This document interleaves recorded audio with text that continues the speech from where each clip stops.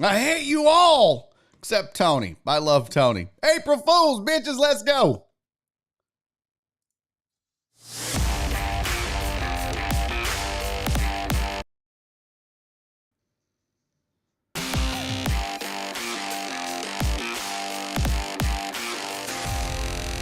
Live from the BiffNet Studios World Headquarters in Spring, Texas, it's Barry on Deck, hosted by former ESPN Houston radio host and stand-up comedian Barry Laminack, starring Oliver the Cat.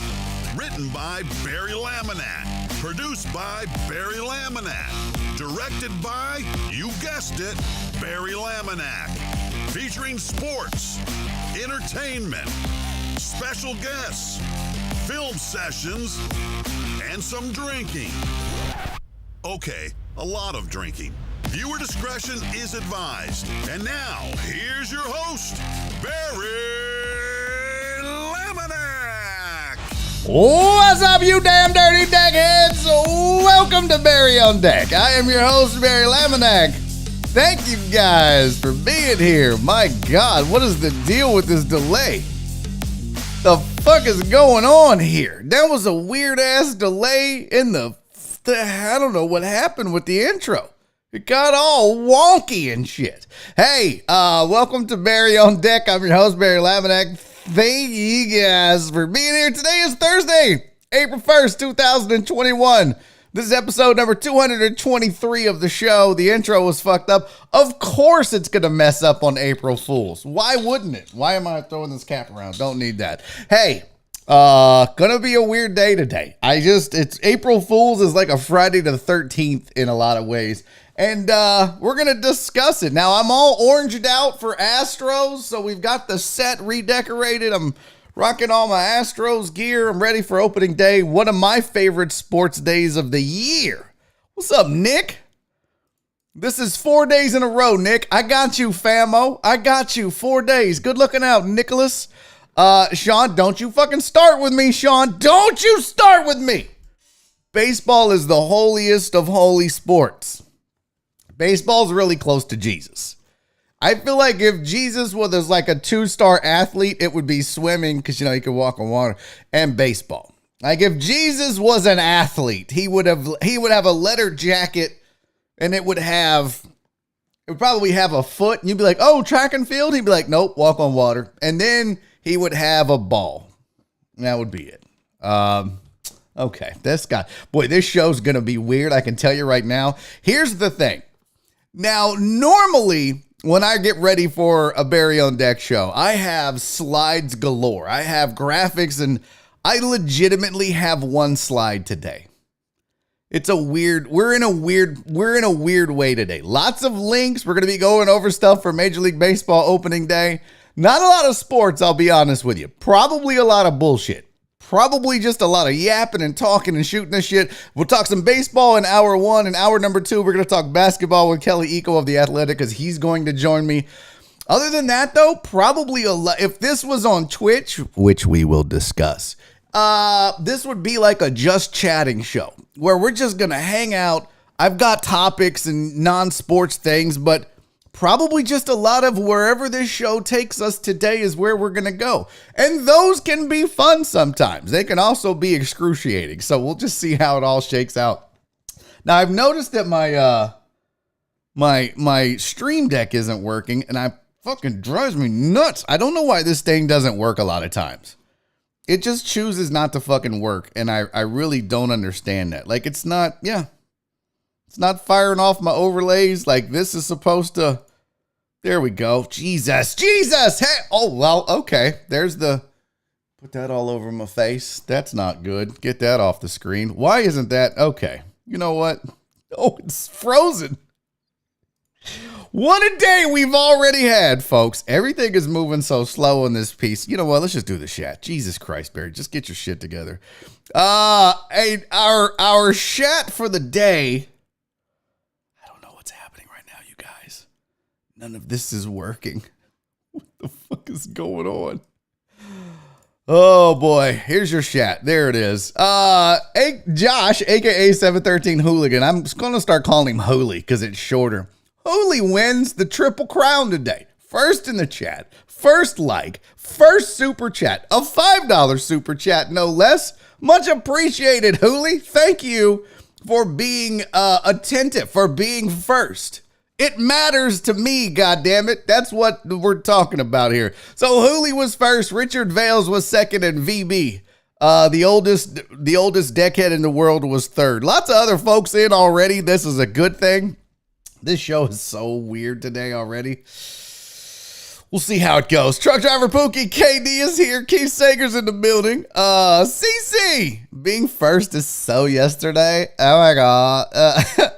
What's up? Jesus Perez is here. Luisa Lea, one of our chat moderators, is here. Francisco Abarca. What's up, homie? Richard Vales, Astro 7, Ace 5. Book it. Oh, we'll see. We got a lot to discuss on baseball. Here's Steven's weather update for the day. Current conditions at BiffNet World Headquarters, 67 degrees, dew point 29 degrees, sunny skies, 60% chance Total Dallas picked too many Rangers for his fantasy baseball team. So let's go ahead and have that discussion. By the way, D-Mata said, what's with the porn hat? This is the original Astros logo. It's called the Flying A logo. This is the original. This was a prototype that was never released. But this was going to be one of the first Astros logos. So it's not a porn hat.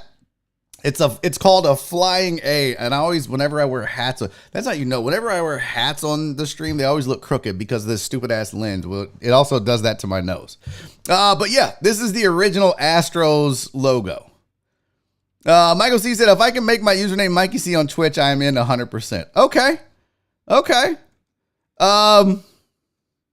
Well, we're going to find out. Y'all want Barry on Science today? We could do a Barry on Science. That might be better than an AMA, right? Listen, y'all know the AMA is the go-to when I'm out of topics. It's like, got to go till 4, huh? Okay, well, AMA. I hope somebody has a question. So let's talk about the fantasy draft last night. If you guys didn't know, if you're not part of the Discord, which the only way to be part of the Discord is to join the Patreon. Go to patreon.com/Barry on Deck. You can support myself, a fledgling YouTube fuckface, and a starving artist who was laid off because of a pandemic. You keep the show on the air, and you get cool stuff. Like these are the two. So the official Deckhead tier is going away, but Big Deckhead and Huge Deckhead are still in play. There's also the unwritten Sally Struthers level, which you can do yourself. But you get all kind of cool swag and stuff. But the cool thing is, the best thing is you get access to the Discord server where you can join us in fantasy leagues. We talk shit. We play video games. We promote each other's stuff. We give links and we help each other. For example, Hooli, who was the Triple Crown winner today, he came out and fixed my window when it got shot out. He's gone to other Deckheads' homes and businesses and replaced glass. It's a wonderful community. I vouched 100% for the Deckhead community on Discord. It's totally worth it alone just to be a member of the Patreon for that. But you can, like I said, be part of our fantasy leagues. So, and this isn't going to be details about my team when I talk fantasy. So don't start bailing and be like, okay, close this window. Here's the deal. We drafted the Barry on Deck fantasy baseball team last night. It was 12 teams, 26 rounds of draft. I have never in my life, our commissioner of the fantasy league is Steven Usyk. Steven Usyk. I call him Uzi because I've always said Usyk, and it looks like the little Uzi vert. This is the dumbest fucking scoring system I have ever seen in my whole goddamn stupid life, Steven. What the fuck were you thinking picking that dumb shit? You guys, who the fuck keeps track of total bases in fantasy? Steven the weather guy. That's who. Why in the fuck are we tracking total bases? What kind of bullshit is this? Yeah, fuck yeah. You deserve to be roasted with this stupid ass fucking scoring system.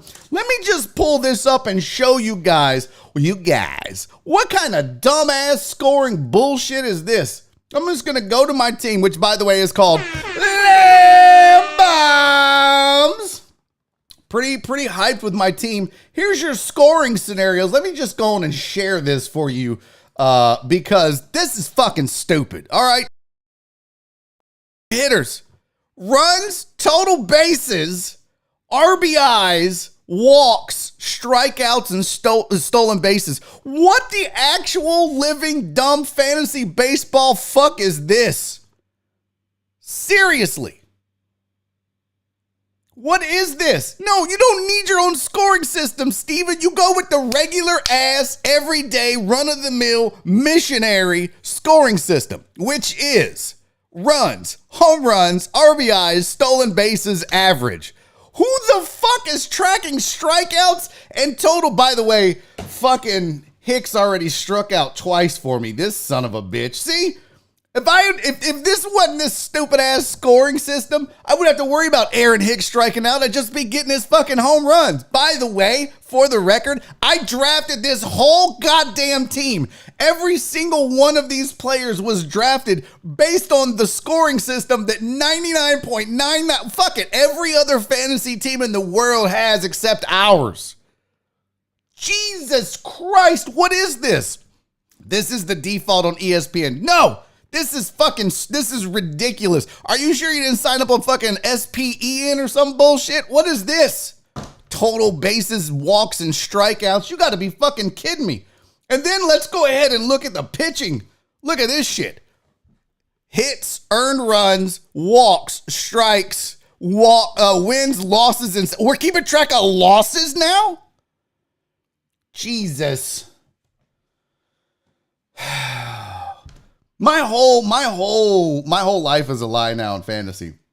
By the way, pretty strong ass squad if I do say so myself. Although I'm already got minus 3 points because of this stupid ass scoring system. Guess how many points I would have right now if it wasn't for this dumb fucking scoring system? 0. Not a goddamn -3. I would have 0. Stupid ass shit. I'm gonna tell you right now, I'm giving it 1 month. 1 goddamn month. If this is still raggedy as hell at the end of the month, somebody else can manage my team. I'm not playing in this goddamn league. Are you shitting me? Total bases? 1 month.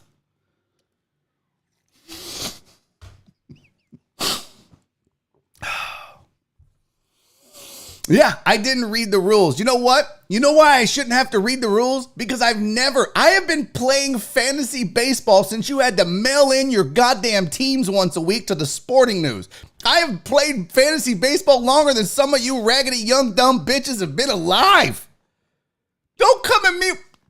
Bro, I started playing fantasy baseball in 1994. I would go buy the fucking sporting news and I would fucking sit there with a pen and I would have 19 goddamn magazines in front of me and I'd be like, well, let's see, Charlie Kerfeld has a good slurve and I'll just... And then I would mail that shit in.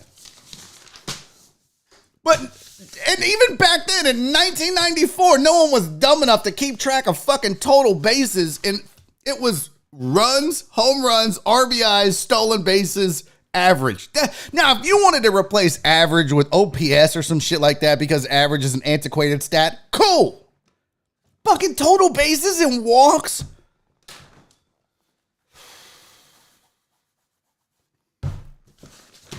And had I known we were tracking losses, I sure as fuck wouldn't have gone out and got this pitching staff. This is so fucked. This is so fucked. This is not, I've rage quitted one time and it wasn't even because of what happened in Warzone. It's because House's raggedy ass sabotaged me. He sabotaged me. Okay. So that was the fantasy update from last night. God, it took forever. Oh my God. It was an hour and a half from start to finish. It was a long draft. And I was like I take drafting very serious when it comes to fantasy. So I wasn't all chatty Cathy but boy, I felt like, man, some people are making it real easy because it was just like when in doubt, they would just draft an Astro. And I was like, okay, well, that makes it easier on the rest of us. Now, had I known that the scoring system was what it is and all that bullshit,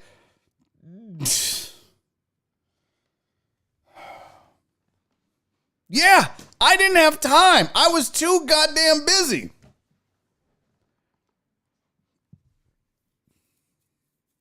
I hated you for making me quit, House.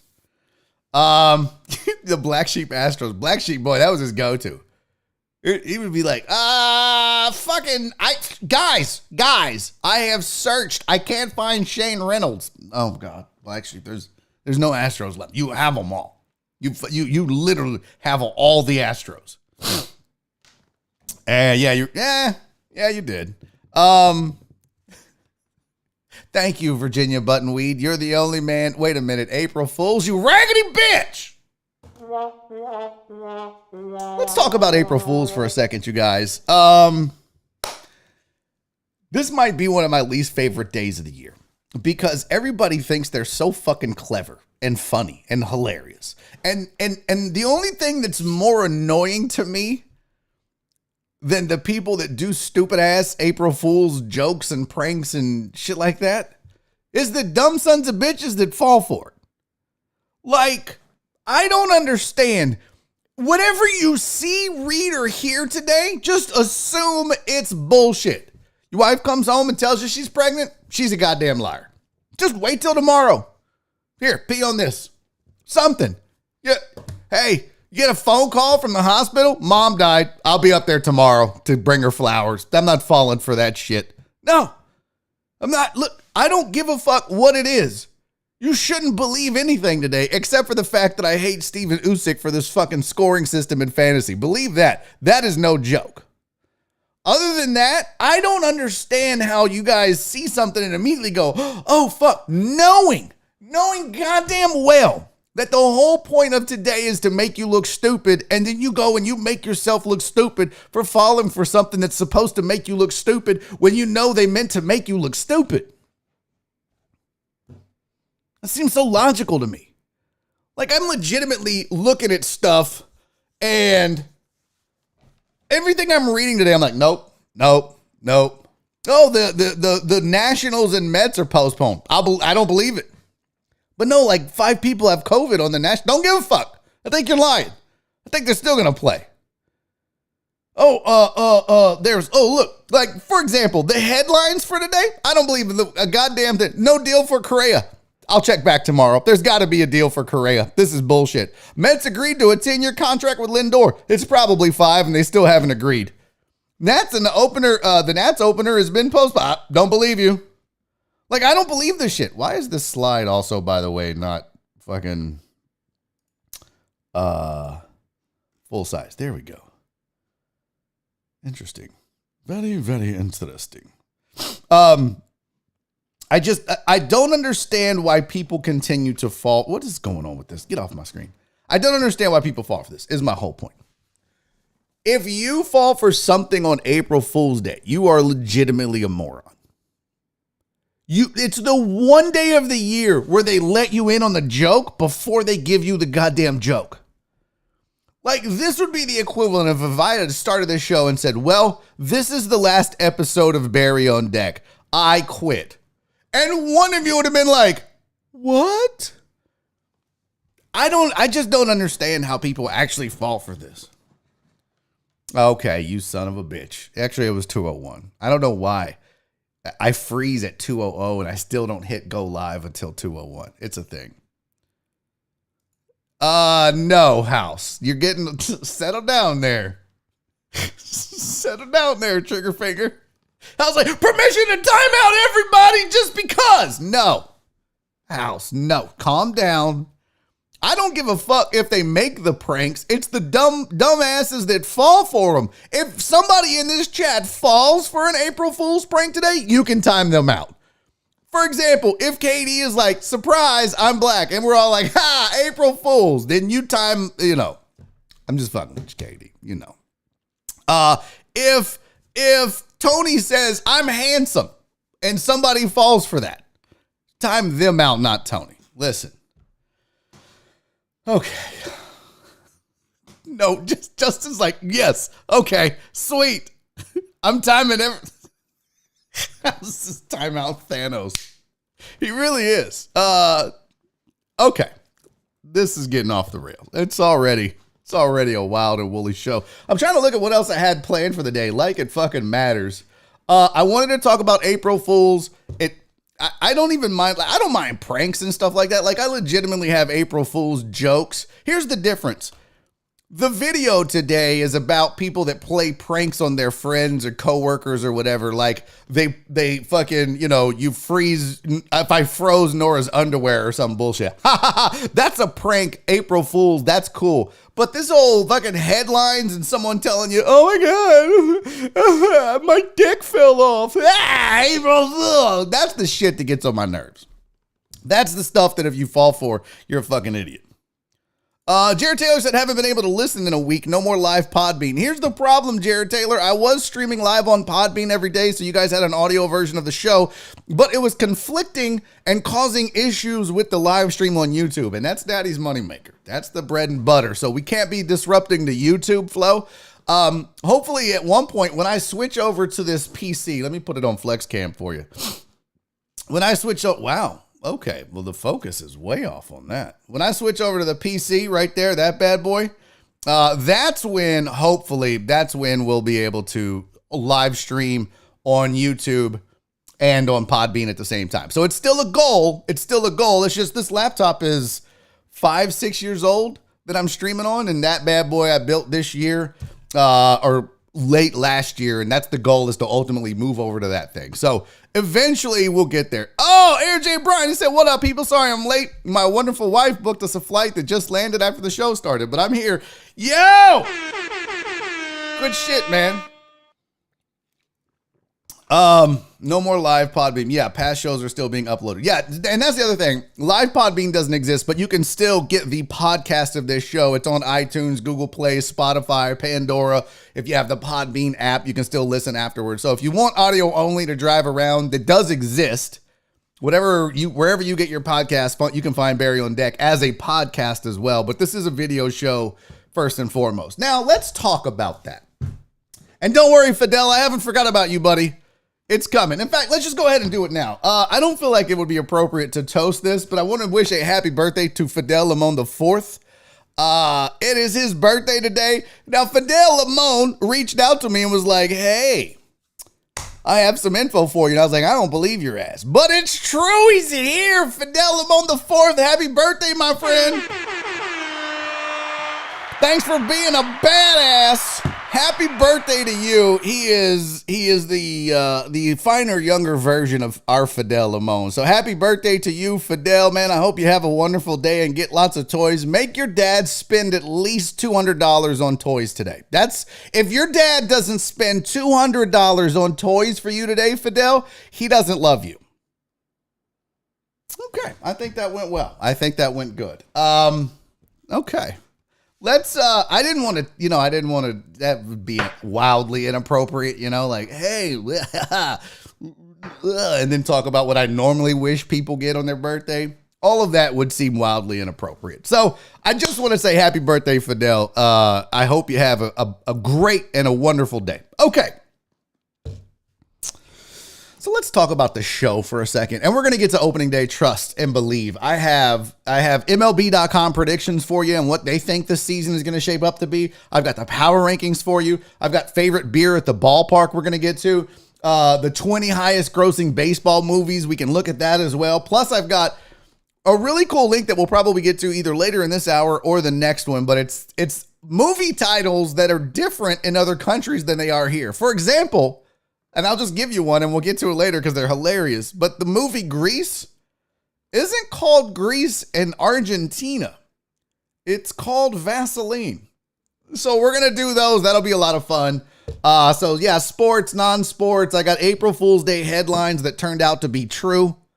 I've got, I still want to get to this story about the Suez Canal that I haven't got because I have thoughts on this. So we're going to get to all that. But what I really want to talk to you guys about right now, because I feel like at this point in the show, a lot of times it's the diehards. You know what I mean? Like people bounce in and out, but I want to talk to the constituency. I want to talk to the community, the deckheads, the diehards, the P1s, the friends, the family, the fam.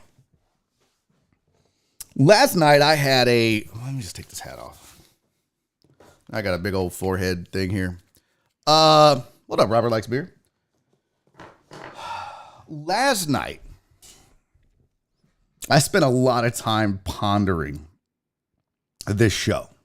and its growth. And, I don't know if you saw, if you tried to watch this show later after it went off air yesterday, which, by the way, shout out Kyle King. That was a lot of fun. I really enjoyed him. And from the comments and everything else, I think you guys did too. But that show was blocked by YouTube because SME, which I'm assuming is Lil Nas X's record company, filed a complaint or a copyright claim for the fact that I ran the YouTube video of Lil Nas X and his apology. Now, that's not the entire catalyst of why I started thinking about it, but it triggered those thoughts again, because a while back I was considering making the leap, but then I thought, you know what, let me just focus on growth. Well, here I sit before you with the issue that occurred yesterday, the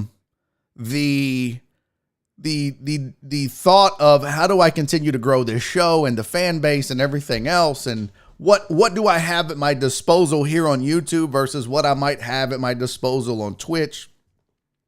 And I think I'm about 95% sure I'm going to move this show to Twitch. And let me explain.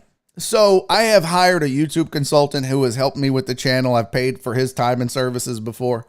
And one of the things he talked about was, listen, the live videos being on the channel are actually a detriment to your channel. And here's why. And I'll just explain this to you. Some of you may not give a shit. You might find it interesting or fascinating or want to use it for your own lives or whatever. Feel free to do that. But basically what he told me is this. Once the live is over with, it still exists on your channel. It's a 2-hour show. Very rarely is anyone that doesn't know you and isn't already a subscriber, fan, or viewer going to sit down and watch a 2-hour video on YouTube. Nobody searches for MLB Opening Day, sees the Barry on Deck live episode that has been posted after it went live and thinks, oh, I want to sit down and invest 2 hours into this video. Now, if you cut up highlights and post those, people will watch those, and that has proven to be true. In fact, the Kelly Eco segment does 3 times better than the show will do that day, and that has proven to be a fact. So with that factor in mind, if there's really no advantage, by the way, also in my research, I have found over the last 48 hours that YouTube treats a channel that has live video differently than it does from just video on demand. In other words, if I do a live video every day, it puts me in a live video bucket and doesn't allow for video on demand growth. So I feel like I'm spinning my wheels here. So the question is, what's the advantage and what's the disadvantage? The way that I see this is the following. I could go live on YouTube. I've got, we're almost at 3,700 subscribers, which is amazing. I'm blessed and thankful. And, I only sit at maybe 300, 350, or 400 over on Twitch. But the core audience of this show right now sits at about 200 to 300. And will we lose some of those? Sure. Probably so. For various reasons. That you either can't get Twitch at work or you don't like Twitch, whatever. So maybe you stop watching the show. Totally understand that. But being 100% on YouTube, it's like I'm not using all the tools in my tool belt, right? Like I have created an Instagram for Barry on Deck. I created a Twitter for Barry on Deck. I created a Facebook page for Barry on Deck. And I try to use those. I don't do them great because I'm really focused on YouTube growth. But what I don't have is Twitch. Hear me out. So I go live every day. I cut up clips. For example, today at 8 o'clock this morning, the interview that I did with Sybil from Bay Area Turning Point went live on this channel as its own video. Just that interview went live, and it will grow and get views and do whatever it does. So I was able to go live on YouTube, post the video on YouTube or the clip and the highlight.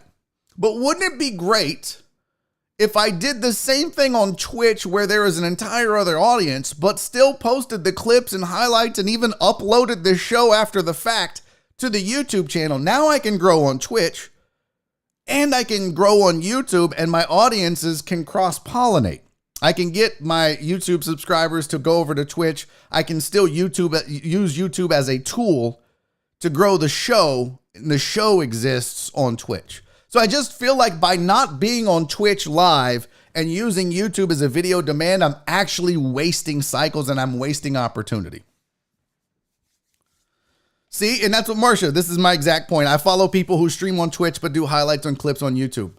Exactly. And I'm not doing that right now. I mean, I stream on Twitch on Tuesdays and Thursdays, like tonight, by the way. Lamb Bomb! Mike Liebeshock, John Westling, and myself are going to be streaming a sidecast of the Houston Astros game starting at 9 o'clock. We're going to go all the way to the final out, so 9 to probably midnight-ish on Twitch. So you go to twitch.tv/Barry is Funny. You can watch the game with us. Turn down the sound. You don't want to hear that bullshit. You want to listen to me, Shock, and Westling make you laugh and talk about baseball. You can still watch it. I won't have it on screen. Maybe I'll have like a box score or something like that. No audio, so you can still watch it and listen, but we'll be talking about the game and doing what's called a sidecast. So there's other things that are going into my decision to jump ship from YouTube. And another one of these is that I have met a person who, I love you, Mimi. I love all of you for saying this. A lot of you are saying wherever you go, I go. Don't worry, Justin, you'll be a moderator over there. We have a lot of Twitch. Sean, it's really not difficult to get Twitch. Love you, B-Mart. Love you, Nick. Thank you. Terrence, I agree. P. Jones, I agree. Keith likes Twitch better. Virginia Button, we said, what are we pondering, brain? How to, okay. What does that mean? I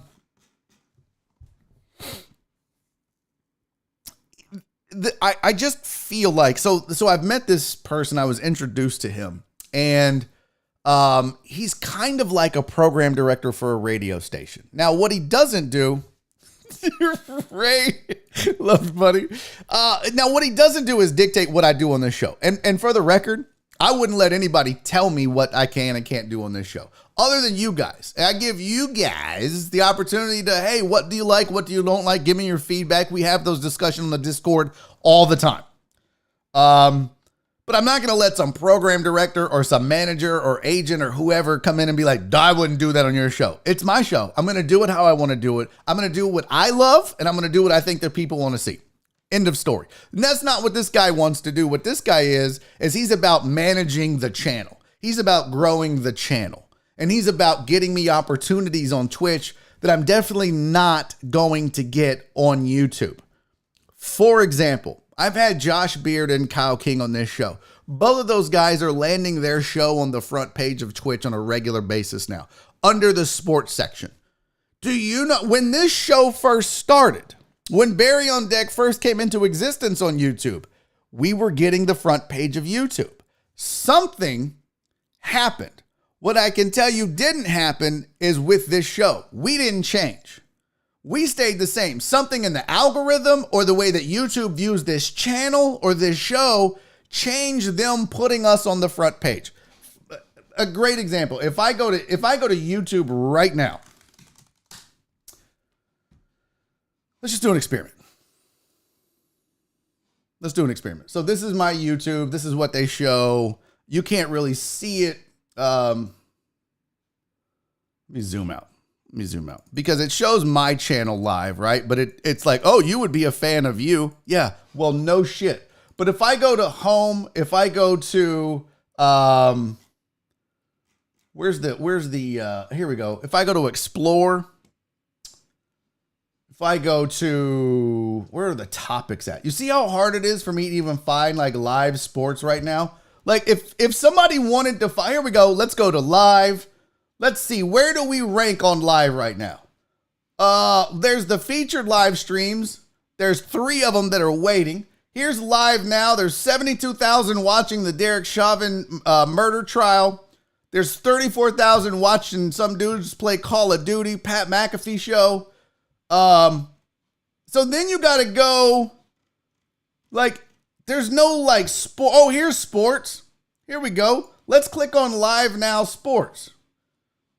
Let's see where we rank in here. Nowhere. This is exactly my point. We used to land in this section. You used to be able to find us in this section. And that's why when you look on this channel, when you go back, there are shows with thousands and thousands of views. YouTube is no longer promoting me or this channel. So why would I stay on a platform where I'm grinding it out every single day with no, it's going to be very difficult to get back to where we were. It's going to take a long time. Now, what I've been doing has been helping, but understand my whole point isn't to grow the channel, it's to grow this show. In order to grow this show, I got to grow the channel. I understand that. But I think on Twitch, it just gives me a better opportunity. Because if I go over here to Twitch, let's go to Twitch. Let's do another, let's just go to Twitch. Share this. Go to Twitch. This is Twitch's front page. So there's, okay. I don't know who that is. Twitch talk show. So this is where when you go to sports, you'll find Josh and those guys on the front page. And you can go to browse, you go to esports, you go to just chatting. Let's see. The only problem here is that it's more video game centric, right? Like it doesn't show you, where's the, is it esports? I don't think it's going to be esports.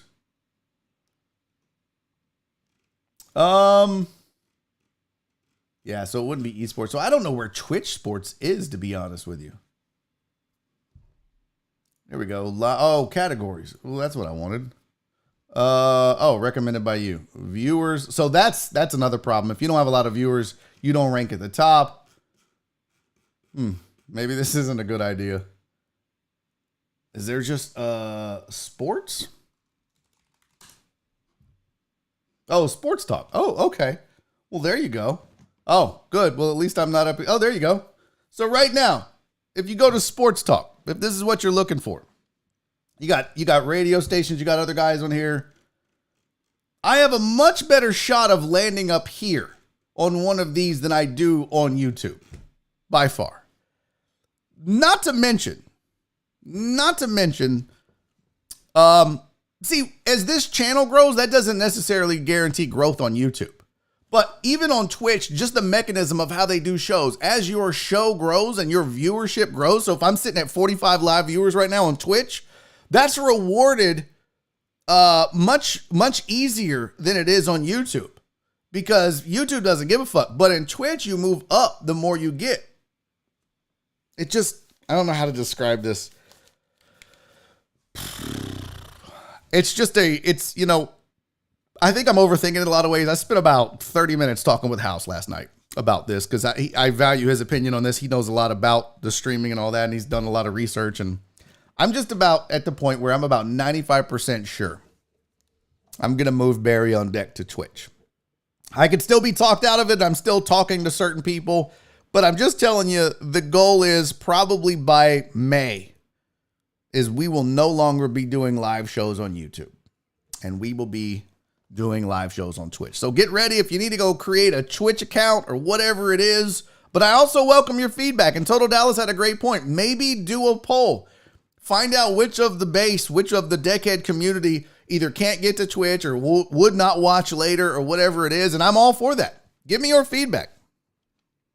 Marsha says she likes it. I know a lot of you do. Donna, I love you so much. A lot of you, when we did Twitch before, it wasn't a big deal. And that's a problem for me, Justin. I don't like change either. It scares me. But then I was thinking, there are streamers that have hundreds and thousands of subscribers that left YouTube and went to Twitch. It's not like I'm at that level yet, right? And of those 3,700, I don't even know how many are in Turkey. They're not going to give a shit that we're over on Twitch. So I think I was making a bigger deal out of what I've already established versus the benefit down the road. Sean said, are people really going to Twitch for non-gamer related content? The consumer base has to be a fraction of what it is on YouTube. It's a great point, and it is one that I considered. And I always said, Twitch is a game first platform, but here's the kicker, Sean. While I would agree with you, if I told you that I had the opportunity to work with a person that literally had direct ties to Twitch, not just this is what you need to do to grow your channel. Like Twitch calls him and says, hey, I need somebody to put on the front page of Twitch to cover opening day baseball or game 7 of the World Series or the Super Bowl or March Madness. Can you send me somebody? And this guy has the ability to say, yeah, use Barry on Deck show. And then we go and put that show on the front page. Dude, that is huge. I don't know where else. I love you, homie. Love you so much, Jerry Bo. That's a huge deal. So that's also what I'm considering. That's just, man, it's a tough decision. It really is. It really, really is. And I know that it's a gaming first platform. I do get that. And trying to find a sports talk show wasn't exactly intuitive on that either. But I just feel like I'd be hedging better if I'm over there. BZH said I've created a Twitch account just to follow PK. That's dope. You didn't follow me? Okay, let's see what it is. So Robert Likes Beer has a great question. Does Twitch do something like the super chat? Yes. Twitch has what's called bits. And bits are basically like a super chat. You can send 100 bits. Every bit is a penny. So you send 100 bits. That means you sent $1. You buy the bits. You can buy, there's all kind of like emojis and all this other shit that you can do. And there's actually some of the benefits too are things like hype trains and raids. Like none of that stuff exists on YouTube. Like if you guys, like for example, when people start sending super chats today, right now, I get the super chat. Sometimes I miss it. My bad. But that is the end of the transaction. You guys send the super chat. I read it. We respond to it or react to it or whatever it requires. It's an integral part of the show, but then that's it. On Twitch, they have things called hype trains where if 4 or 5 of you send a super chat in a row or some bits, it starts this hype train, which is a whole other cool thing that goes on. And when the hype train completes, there might be a result at the end. Like if we get to level 5 of a hype train, I'll do a double shot of Jameson, like shit like that. It's a lot of fun. That's what, like, YouTube is like, go stream now. It's like YouTube is very primitive. You turn live, go stream, super chat, end. But like, fuck it, like it's caveman shit. But on Twitch, it's meant to be a party. It's meant to be fun. And that's exactly what this show is about. It's all fun. It's fucking, I'm just pushing buttons. Who the fuck is that guy? I'm just Pull all. up your pants, take off the bra, and be a man. There's a lot of stuff that Twitch has that YouTube doesn't. And YouTube has the base. Okay, shut the fuck up. YouTube has people. YouTube has bodies. But I'll tell you what, I would rather have a core group.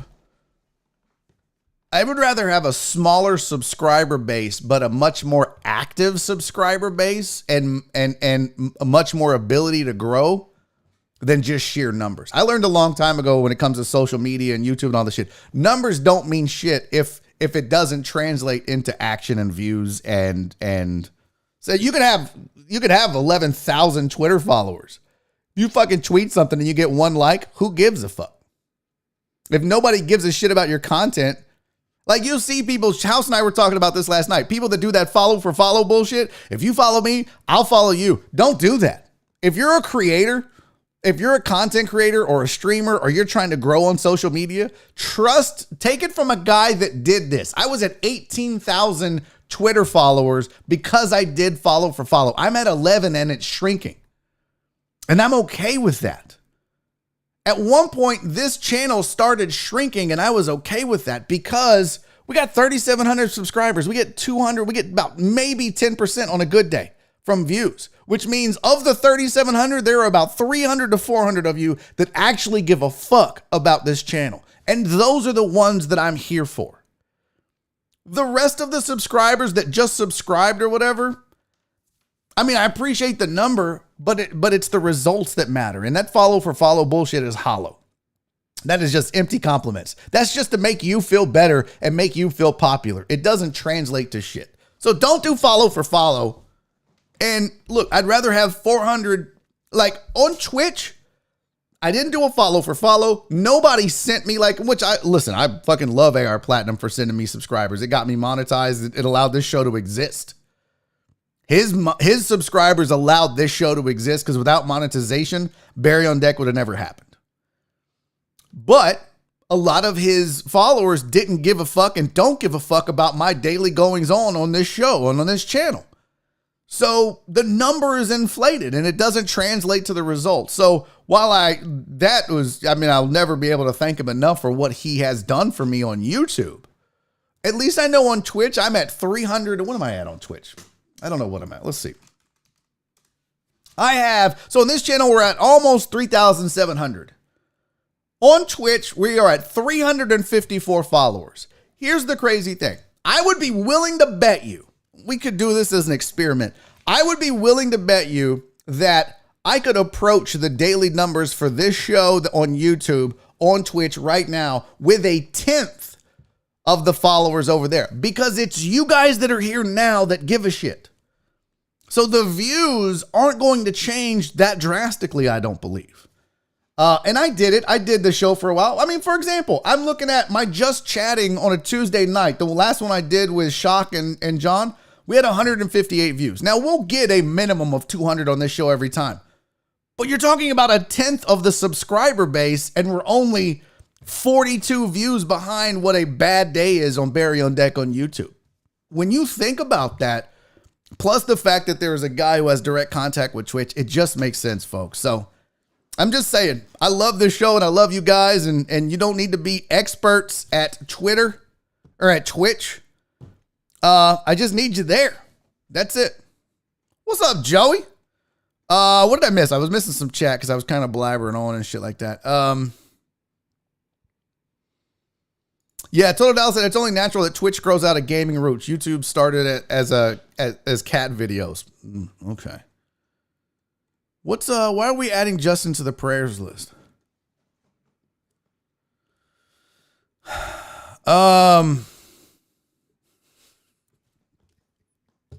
Pete Jones said, if you think I'm gonna follow your raggedy ass all over these fucking social media platforms, well, you are absolutely right. I fucks with you, Truman. I fucks with you too, Pete Jones. Thank you, buddy. So much. You have no idea. Did somebody say Shaw? Okay. Let's do a shot. Let's go. I'm done with my rant. I'm done with we're moving this show to Twitch, but I'm going to tell you people, get ready, because I'm about 90. When I started talking to House last night, I was sitting at about 80-20. When we got done, it was about a 95% done deal, because what we talked about, we did it logically. We tried to make it make sense, so I think it's just going to be a thing. You guys, the Jamie's almost gone. It's real simple. Thank you. I love you. Thank you. Whether it's here or Twitch or wherever else, your support means the world to me. I appreciate you. Happy opening day. Happy April Fool's Day. I love you. Cheers, deckheads.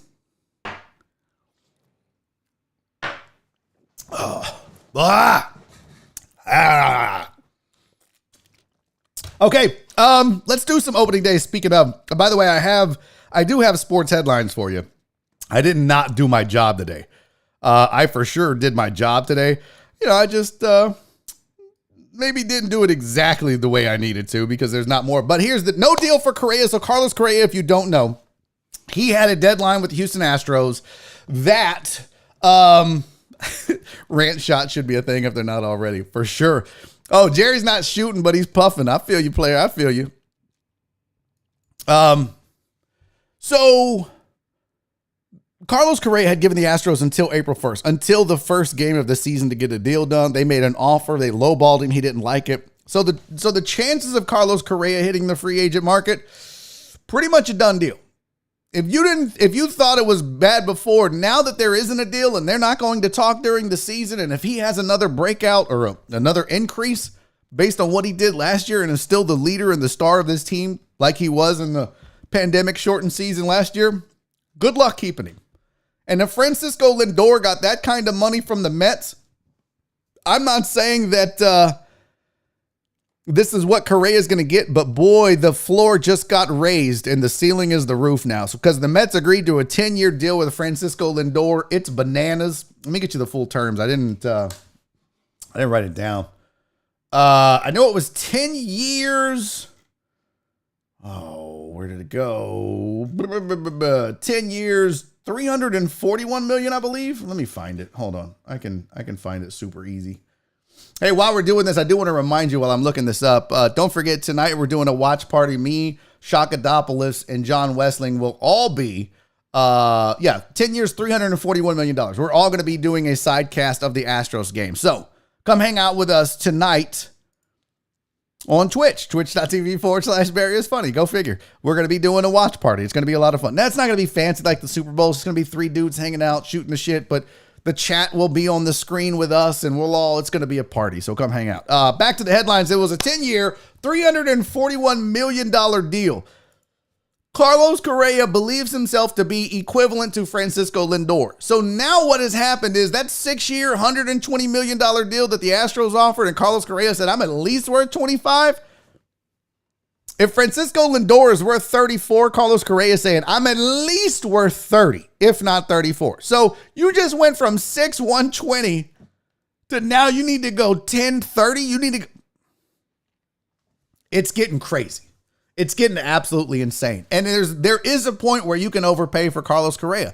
I was talking to a guy on Twitter who was like, hey, look, they're equivalent except for the injury history. But that's a huge difference between Francisco Lindor and Carlos Correa, in my opinion. And that's why Carlos Correa is not worth what Francisco Lindor is getting paid, because if you look at their first 5 years in the league, they started their rookie years were the same year.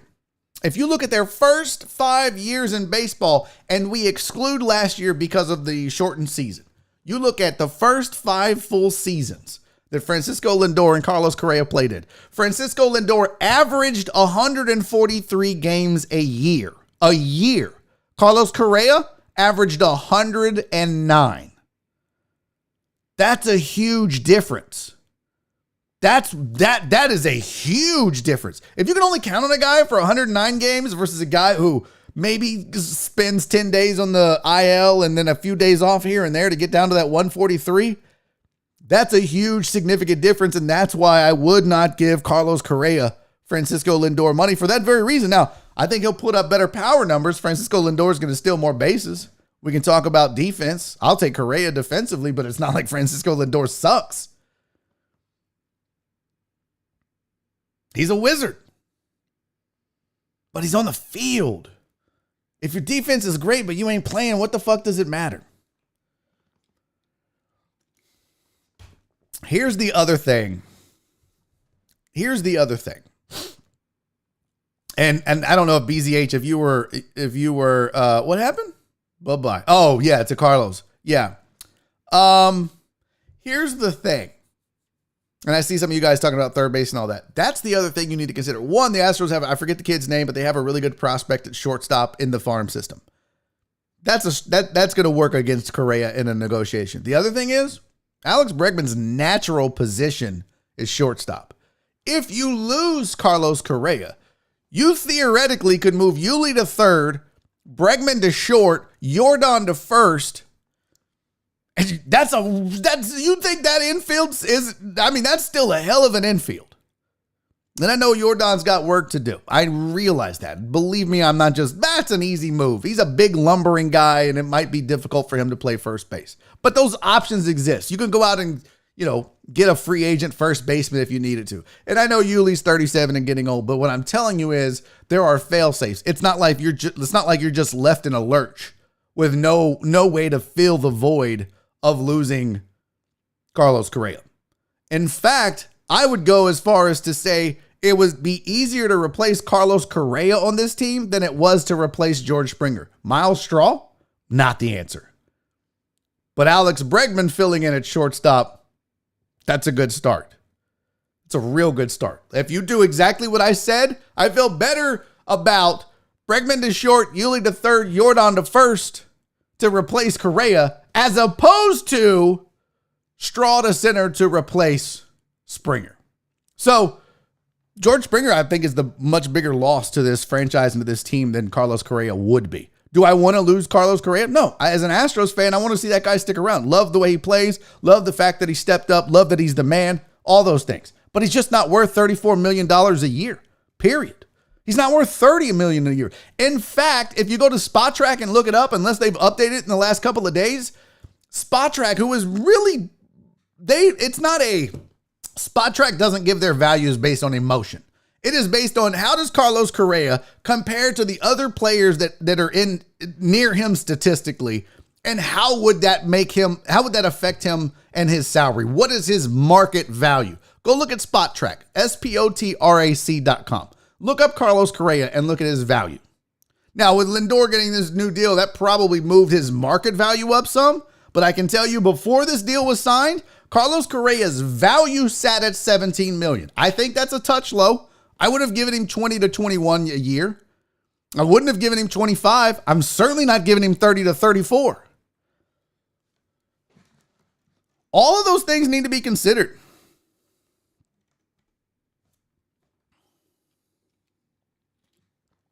House wants to pay him $250 a year for 10. I remember when that was insane. Remember that? $250 million is what A-Rod got many, many years ago. And people were like, holy shit. And now you got Trout getting $37 million a year and they don't even make the fucking playoffs. Wow. Redonkulous. So here's your Mets, meet the new Mets. These Mets had never, let's see. So the Mets had never given out a $200 deal. Here's your biggest deals right now in baseball. Mike Trout is at $426 million. Mike Trout almost got $500 million, you guys. That's crazy. Mookie Betts got $365 million. Francisco Lindor got $341 million. By the way, one more million than Fernando Tatis Jr., which I was stunned that Fernando Tatis Jr. got $340 million 1 year. 143 games into his career. Pretty crazy. Pretty wild. I think he's the future of baseball, but shit can happen. And that is guaranteed money. Guaranteed money. You're not even getting paid like on past performances like Lindor and Correa and Trout and all these other Mookie Betts are. He's literally the only dude on here that got paid for potential. Everybody else got paid for results. And don't tell me that 143 games is enough to say it's results. It's not. I mean, for God's sakes, Brady Anderson hit 50 home runs in a season. That doesn't mean Brady Anderson was worth, at the time, $200 million. He had a great season. Anyways, on the rest of the list, after Fernando Tatis, Bryce Harper makes $330 million, $10 million less than Tatis. You got Giancarlo Stanton at $325, Garrett Cole at $324, and Manny Machado at $300 million. So right now, Francisco Lindor is the third highest paid baseball player in the world, behind Mike Trout and Mookie Betts. It's pretty wild. Carlos Correa wants to be up there. Carlos Correa wants to be in that top 10. Would you pay Carlos Correa as much as you paid Manny Machado, which is $300 million a year? I wouldn't. And that's the bottom of that list. So I think there's other alternatives. I think that the Astros, if this were center field, like I said, with George Springer, totally different thing. Totally different thing. You didn't have a good backup plan for George Springer. At least with Correa, you've got a young guy in the farm system. I wish I knew his name. There's a J in there, I think. Astros Farm System 2021 rankings. Let's see what it says. I just want the Astros. I don't want all this shit. I just want the Astros.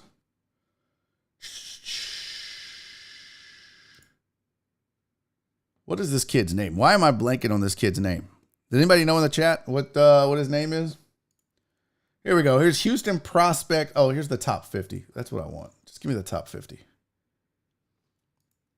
Because I think you guys need to put this name on your radar, which unfortunately I had forgotten. So, wow. I'm going to share this with you guys. This is the Astros farm system right now. This is what it looks like. According to prospects1500.com, there are no tier 1 prospects, which are basically players with high expectations of both making the majors and playing at an all-star level for a number of years. Tier 2 are players with an above average expectation of making the majors and being a solid contributor. They say Forrest Whitley, Pedro Leon, Jeremy Pena, that's who it was.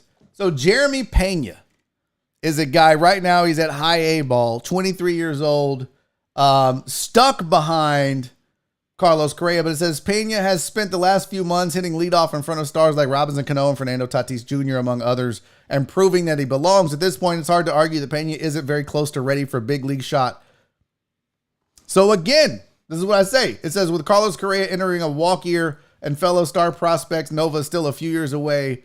There's clearly a window for Pena. And this is the name I couldn't remember, but this is why I was telling you there is a prospect back there who, if you don't want to move Bregman to short because you don't want to move Yordan, and Yuli's probably done after this year as well, you have an option. You have an alternative. The big thing now is going to be, who do you replace? How do you find, what do you do with Yuli or Yuli's spot? So, yeah. At one time, they were awesome. Shit happens. What is this? G-Man, so you have to pay to subscribe to a channel on Twitch. Yeah, but G-Man, think of it this way. You can still follow the channel and watch the videos without subscribing. I want to go back to that real quick because I want to make sure we're very clear on that. The move to Twitch is this just a different website that you watch this show on. If you're not a member of the Patreon and you don't want to pay to support this show other than super chats, that doesn't change on Twitch. You click the follow button, which is like clicking subscribe on YouTube. It's free. You just get a notification in your Twitch app, Barry's live, and then you know the show is live, right? Which is how it works now. If you subscribe to this channel, when I go live, if you've turned on notifications, you'll be told that I'm live. The same mechanism over there, just different verbiage. There is a subscribe option, which, by the way, there is a subscribe option on YouTube that I never activated. I could have activated it where you guys could subscribe to this channel and get special things, but I have a Patreon. So when we get over to Twitch, you don't have to subscribe, especially if you're on the Patreon. It is an option. You can gift subs to other people, which is, House is great about that, and KD and others are so great about, hey, we want you to be a part of the community. See, that shit doesn't exist right now on YouTube. I didn't even think about that, House, when we talked about that. We didn't talk about gifted subs. We talked about hype trains and other shit. So no, G-Man, you do not have to pay to consume Barry on Deck. That'll never be a thing. Never, ever, ever. This will not turn into a fucking pay-per-view show. Yeah, just like Danny Dan said, you can follow for free. Just like you follow or subscribe now for free, you can do so over there. House will hype train the shit out of you. No. White Magic said, so if I subscribe on Twitch, can that include the Discord? No, and I don't know how to link the two. Because the Discord is linked through Patreon, not through Twitch. I don't know. That's something I'm going to have to figure out. Why? I'm curious, White Magic. This is a really good question. I need to know this. White Magic said, I would rather subscribe to Twitch and be on the Discord than subscribe to Patreon. Why is that? And I want to wait because I honestly, God, and I'm not being sarcastic. I honestly want to know this answer because White Magic, if you think that way, other people think that way. And it's the same cost. Twitch, Barry gets like $1.25 for a subscription. Yeah, if you subscribe on Twitch, you get half. So if you guys do a $5 subscription, Twitch keeps $2.50, I get $2.50, and if I bring in this manager, I got to split that with him 60-40. So it's, but it would be worth it if he puts me on the front page. So he said, I just don't use Patreon. Okay, if that's the only reason, fair enough. I would definitely have to figure out how to add value to subscribers on Twitch because again, I don't, hey, there you go, Keith, subscribe to both. If it's possible, White Magic, and I will go ahead and tell you that if it's possible to link the Twitch subscription to the Discord, I will certainly consider that and make it a thing. Yeah, Rev said I do Patreon only for the Discord. Virginia Buttons Weed said, what is Patreon beyond the Discord? Well, it's the semi-annual gifts if you're at the huge deckhead level. It is the annual gifts if you're at the big deck head level. It's the discounts on merch. It's the free shipping on merch. So if I drop a Lamb Bomb shirt or if I drop a BiffNet shirt, you get, depending on what level you're at, 15 or 20% off the shirt. Plus you're going to get free shipping. And I've reached out and I've asked, what is it I could do with Patreon that provides you guys more value? More value. And I want to know those things. Like, what would make it worth your $5 or $10 a month above and beyond keeping this show on the air and the Discord? And, you know, I know a lot of you guys take advantage of the free shipping and the discounts, and that's what it's for. And I hope you do that. You should do that. Now, one thing that I have said is when we get to 200, we'll do a third hour on Friday. The other cool thing is maybe we do a Patreon only show once a month. Those are I'm open to all of this stuff. I just need to know what you guys think provides value to you on the Patreon. I have asked this question over and over and over, and rarely do I get a response from you guys. But I keep asking because I want to know. I want to know. I mean, look, it would be silly of me to not want you guys to be on Patreon. That's a huge, like, if I'm just at full transparency, Patreon keeps this show going. If the Patreon went away and didn't exist, the show with advertising and super chats doesn't make enough money for me to be able to do this full time. And that's just a fact. The Patreon is vital. So it's important that it grows or it maintains. But I also know it needs to have value. I don't want it to not provide you guys value, you guys. So I need to know. Joey said, I'm with Rev. I do Patreon only for the Discord. Okay. I don't know. I mean, I guess that's the big value then. But I don't know how to tie it in. If I can figure out how to tie it in, I will certainly consider doing that on Twitch. There's that, obviously, and I've been transparent with you guys. I've told you, listen, this is how the money. Like, if you listen to a podcast, for example, and by the way, when I researched what to do with these tiers, like I send you the bag and the koozie and the picture of Oliver and the sticker and all those things when you sign up, or if you're in the middle tier, you get the koozie and the sticker, and that's the merch. That's just not possible, White Magic. I mean, unfortunately, that's not possible without YouTube Premium. I don't know. Now, I think I can turn off commercials on Twitch for subscribers, but not through Patreon. There's no way to do that.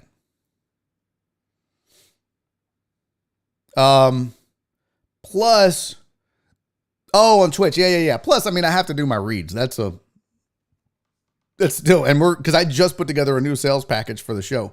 So reads are going to be a thing. Yeah. But there's no commercials, sub only shows when they start, and then badges. And that's the other thing is on Twitch, we could do sub only shows. So,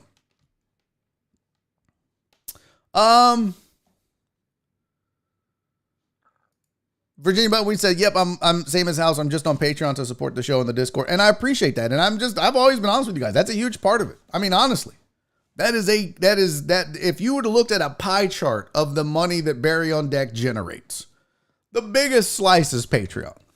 But that's why I also want to know. And Robert says the Discord is the value. Well, what else could be the value? And I'm not saying I can do everything you tell me and that it would be feasible or it would make sense financially. Like if you're like, send us 10 shirts every week. Well, I would fucking go broke. But if there are things I can do to provide value, I want to do those things. White Magic said, I just always feel like I'm behind on Twitch. Really? Tony said, this is so confusing. Just point me to the tomfoolery. Look, this is just a conversation, Tony. I'll have a much clearer direction when it all settles. Oh, wow. Is it that bad? Well, I can lower the latency, I think. We'll have to look into it.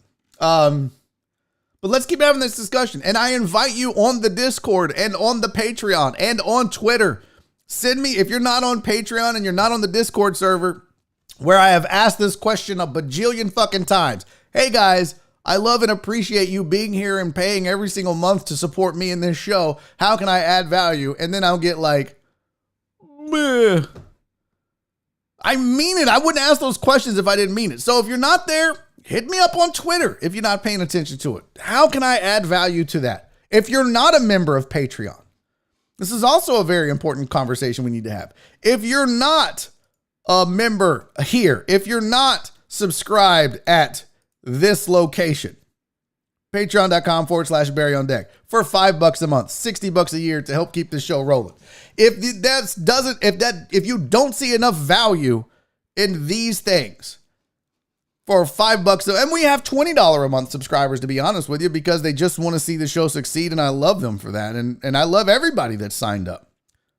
But if you look at this and go, $5 a month, I get everything on the left under the $2 tier, which is going away. So all that'll shift over, but you get the sticker, you get access to the Discord, a shout out on the show, your name on the scroll, access to Patreon only merch, 10% off of merch, free shipping, and plus my love, which is priceless.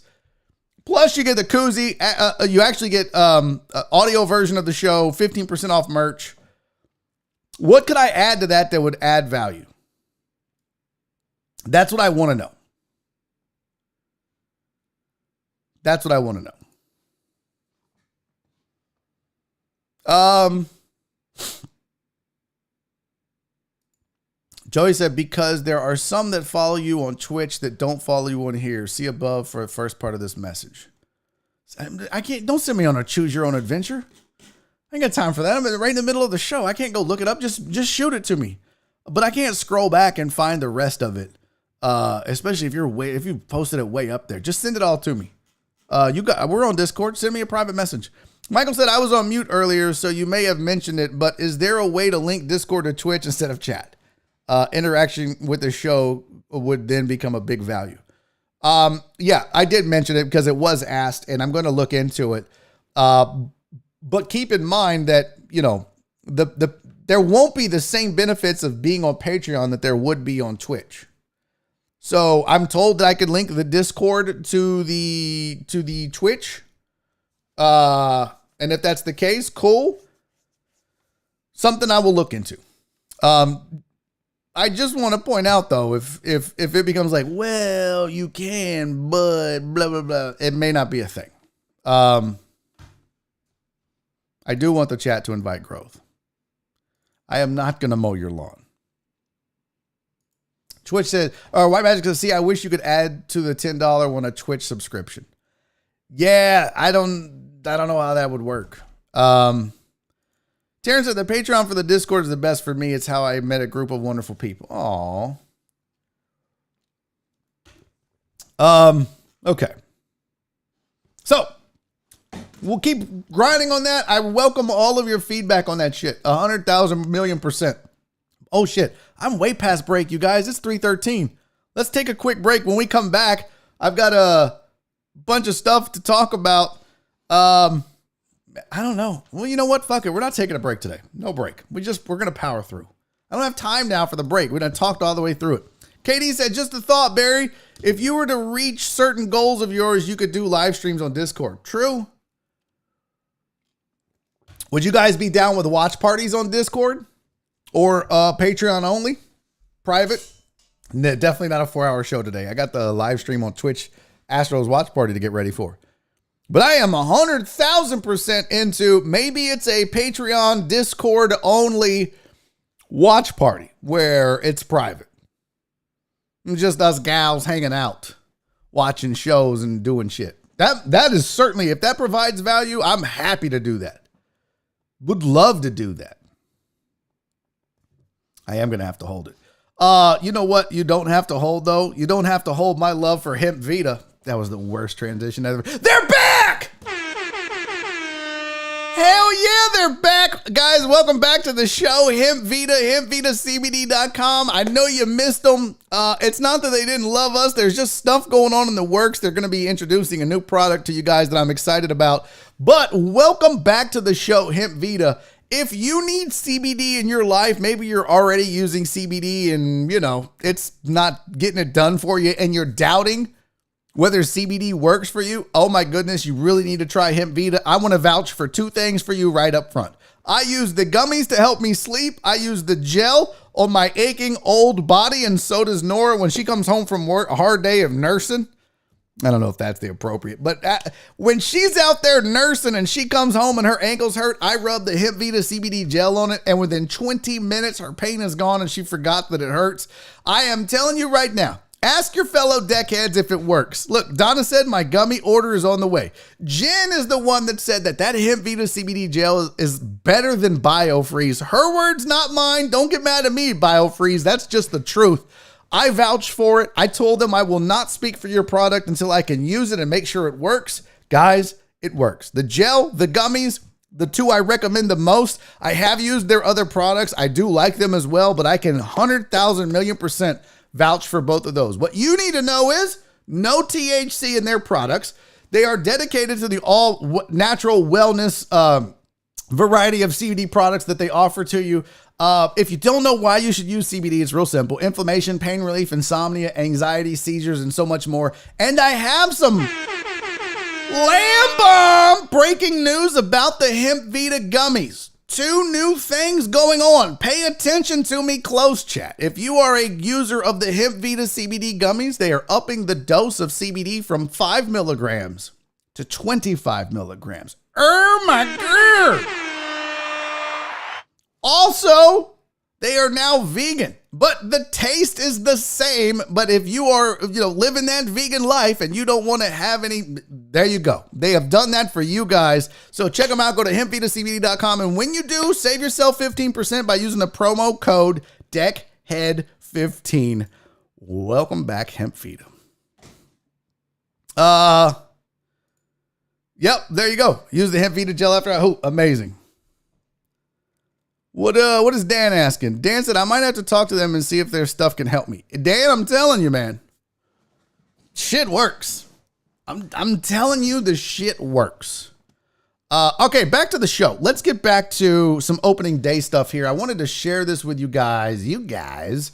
MLB.com did their predictions.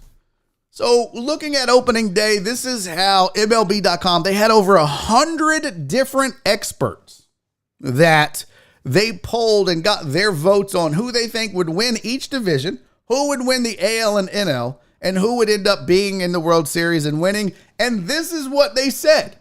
Over in the American League, these 100 experts from MLB.com said that the Yankees would win the East, the White Sox would win the Central, the Astros would win the West, and that the Rays and the Blue Jays would be your wild card teams. They then added that the Yankees would be the ones that emerge from the American League as the American League champion. Now, National League, they have Braves winning the East, Cardinals winning the Central, Dodgers winning the West, Padres and Mets as your wild card. Dodgers win the NL, facing the Yankees in the World Series. Dodgers winning it all in 2021. So let's wrap up taste about this. Thoughts on this? I don't disagree with too much. I might be in it for some of the wild cards. I mean, look, I believe in the Blue Jays. I believe in the Rays. Does that make them a lock? Not necessarily. Let's see what the A's do. The A's could be, they're the no pun intended wild card in some of this. Same thing over in the National League. I'm not 1,000,000,000% sold on the Mets just yet, although they did get good. They're better. If their pitching staff is what we think it could be. And there's always going to be a team that surprises you. There's always going to be a team in this mix that you didn't see coming, that you didn't think would be as good as it is. So you got to keep that in mind. There are teams that, maybe they're not as injured as a team in their division and they end up having a better year. So right now, though, I think, it's strange, first of all, when you look at this, to think that the Yankees, Rays, and Blue Jays all play in the same division and would fill 3 of the 5 playoff spots in the American League. One team that's not mentioned here is the Twins. I think the Twins could win 90, 91 games this year. Not a mention. I love the White Sox. I love the makeup of the White Sox. But if I were to replace one of these wild card teams, I might replace the Rays or the Blue Jays with the Twins. I still think the White Sox win that division, but I think the Twins are absolutely good enough to win that division. Don't sleep on the Minnesota Twins, you guys. So put that name down. If you're looking at this and thinking, okay, I don't necessarily believe in the Blue Jays, even though they got better with George Springer and Marcus Semien and they've added, cool. But don't sleep on the Twins. The Twins are a really good baseball team. Another one that might give some fits to people is the Indians, although I still don't think they're good enough to beat the White Sox nor the Twins. But the Indians are good. They've got a hell of a pitching staff. If they get any kind of contributions from their lineup, watch out for the Indians. And by the way, BZH420 had asked about the Astros. The line in Vegas for the Astros was 88. That was the win total for the Astros. And I said take the over. I think the Astros could win 90 games this year. I really do. And I know they lost George Springer. I get it. I know they don't have Justin Verlander. I understand. I know they didn't add anything to that bullpen. I understand. But one, they're in a pretty weak-ass division, especially with the Rangers being as shitty as they are. Nobody looks at the West and goes, oh my God. The A's are good. The Angels are good. I mean, does Mike Trout finally make the play? No. They ain't that good. I think the Astros figured it out after last year. They're back on top. They win this division. The Rangers are terrible. I'm sorry, Total Dallas. You should change your name to Total Crap because that's what Dallas sports is right now. Sick burn. Yeah. So, where'd it go? All right. So that's over in the National League. I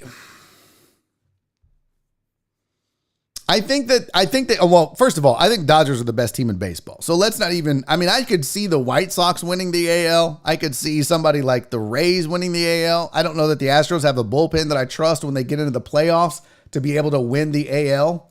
But that doesn't mean that they're not going to make a run. That doesn't mean that they're not going to give them fits. I think that the Braves are by far and away my pick to win the East.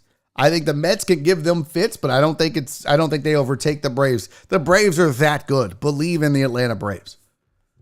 The Nationals, I think, are maybe that sleeper team. If you were looking for, now I don't think the Twins are a sleeper. I think the Twins are good over in the AL, but I think if you're looking for a sleeper team in the National League specifically, keep an eye on the Washington Nationals. They could be a sleeper team. I find it interesting that these MLB experts didn't have the Brewers, but yet have the Cardinals winning the Central.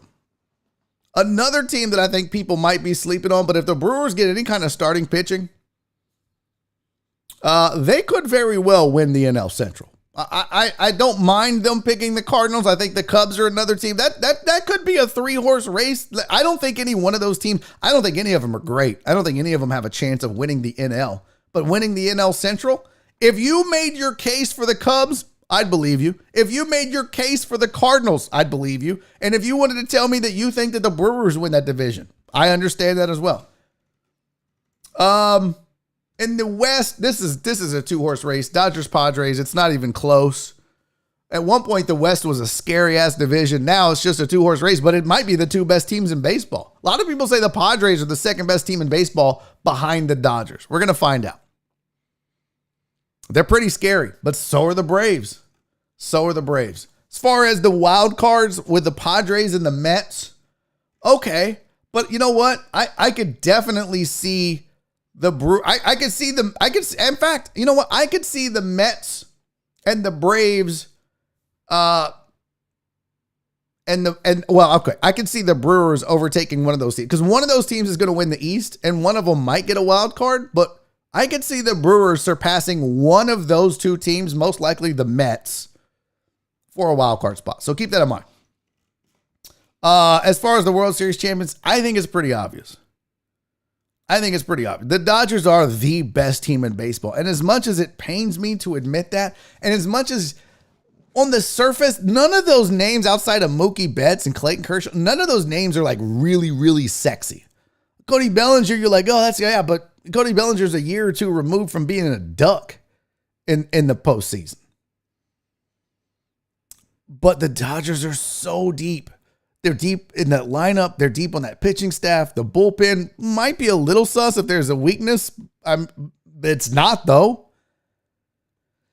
I just don't see how does anybody beat the Dodgers in a 7-game series? That's the concern. Regular season, they're going to win some, lose some, it's whatever. But when you get into a 7-game series with the Dodgers, good luck. The only team and a lot of people are crowning the Padres as the second best team in baseball. I'm going to tell you right now, I think the Braves might actually be the second best team in baseball, not the Padres. I think the Yankees are going to give people fits. If they get any kind of starting pitching, the Yankees are going to give people fits. So, yeah, they do have 3 1s. Dodgers are like Gonzaga. Yeah, that's the scary thing. Cards, the people will sleep on the Cardinals, especially with first and third base with Goldschmidt and Arenado. Shit. Gotta love that. I'm a big fan of both of those dudes. Cardinals might be slept on by some people that think that Brewers are way better. Christian Yelich is an MVP candidate year in and year out now. He had a down year, but he'll be back. There's no doubt. This is going to be interesting, man. This is going to be this is why I love baseball. It is going to be a really fun year because there is so much young talent and there is so much parity in baseball right now.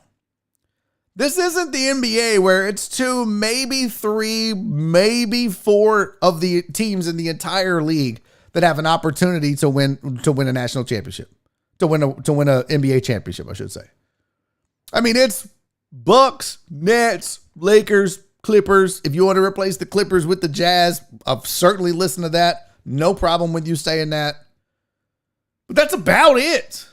In baseball, like legitimately in a 7-game series, I know the Dodgers are deep. I could see the Padres taking them out in the NL Championship Series. 100%. I could see the Braves taking out the Dodgers in an NL Championship Series.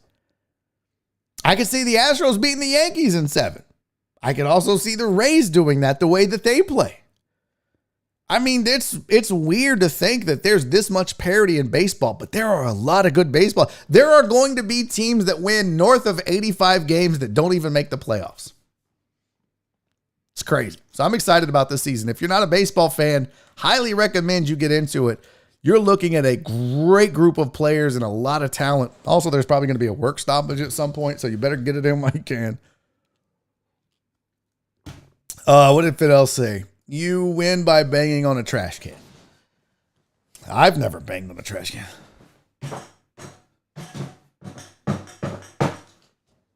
That means Kelly Eco's about to join us. One other thing I wanted to show you guys. I got a bunch of links. Here's your power rankings if you're curious. I'll just go ahead and share that with you. We'll start from the back. Pirates. Sorry, Justin Kelm. Pirates are the worst team in baseball, according to this. Rockies are second. Orioles are 28th. Tigers are 27th. The Rangers, there you go, Total Dallas. They're not the worst team in baseball, you raggedy bitches. Texas Rangers, 26th best team in baseball. Diamondbacks, 25th. Royals, 24th. Mariners, 23rd. Expect the Mariners to start off hot for about 3 weeks, and then they do that every fucking year. Giants are 22nd. Reds are 21st. Marlins are 20th. I'm going to tell you right now. I'm going to tell you guys right now. Marlins are going to scare a few people this year. They're not great. The NL East is a tough division.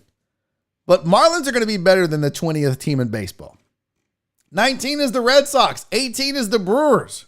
I think that's a little low. 17 is the Phillies. Not sold on it. 16 is Cleveland. I think I would definitely have Cleveland above the Los Angeles Angels. Cubs are 14. Astros 13. That seems low too, but we talked about their deficiencies. Blue Jays are 12. Cardinals are 11. Power rankings now. Top 10. The Oakland Athletics. You're going to have to show me that. I don't think I believe that. Washington Nationals 9. I think the Astros are better than both of those teams. Minnesota Twins are 8. I'm buying that. Tampa Bay Rays are 7. New York Mets are 6. That might be a little high for me in the Mets. White Sox are 5.